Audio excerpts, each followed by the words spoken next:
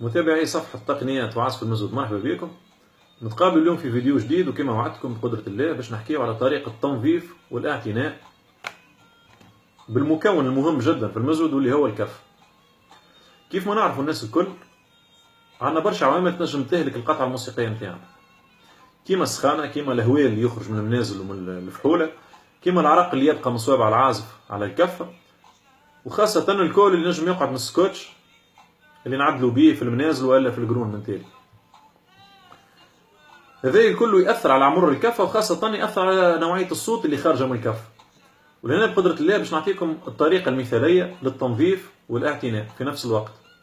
قبل كل شيء نحيو السكوتش ونحيو الكاغط إذا كان موجود، نعملوا مسحة للكفة كاملة، طرف قماش نمسحوا القرون من برا ومن داخل، ونمسحوا الفحولة باش نمسحوا خاصة المنازل والداخلين متاع المنازل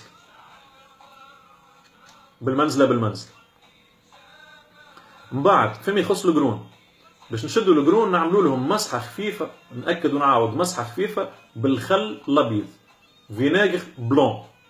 الخل الأبيض هذا المكون الوحيد اللي بقدرة الله ما يأثرش على القرون ويعقم وينظف. نعملوا مسحة من برا ومن داخل، مسحة خفيفة نعاود.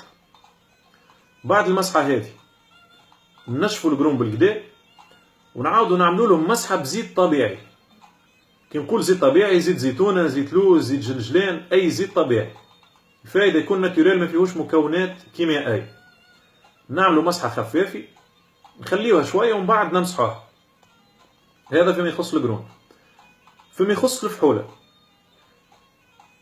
نفس الزيت اللي استعملناه للصيحات وحكيت عليه في فيديو سابق، واللي هو زيت الجلجلان ولا زيت اللوز مثلا، ناخذوا بانسو نتاع قواش كيما هكا،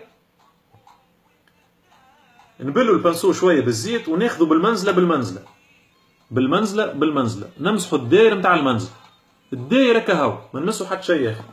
مسحه خفافه زاده، ما نكثروش من الزيت، نخليوها تشيح في بلاصتها، ومن بعد بقدره الله يخدم على روحكم امورك واضحه.